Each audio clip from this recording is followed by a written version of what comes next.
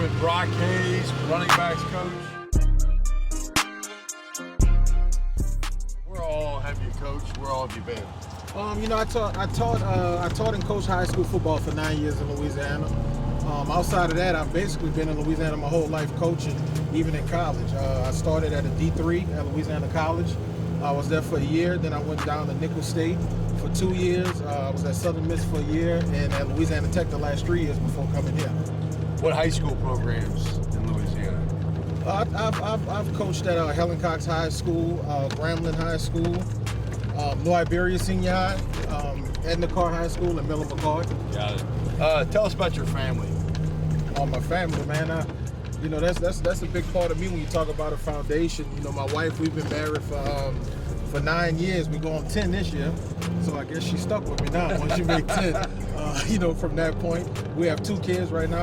My daughter Lila is 5. My son Braylon just made 2 last month, and we have another one coming this summer in June. That's right. Yeah, so 3 and I'm done. I already got the split, so I'm trying not to 3, we done. She talking about maybe 1 more. I said, nah, Keish, we're good. But I don't know if we want 4. Since being here at Troy, what has stood out or maybe surprised you the most about the university, the city, just anything in general? When I being here for the little while I've been here, you notice firsthand facilities. They put a lot into it. It's what you would consider power 5-ish, when you look at stuff, which is a big deal and a big draw to kids coming up because they like to see all those things. On top of that, like I said, the community, you see it people are so involved. You have stuff to do out here. It's a great place to raise a family, and it just really helps sell a school to those kids when you're trying to recruit them to come here. Yep. In regards to once the players in our team already have gotten to know you, recruits and the fan base at large, what do you think you'll be known for here at Troy during your time? Man, to be honest, Coach,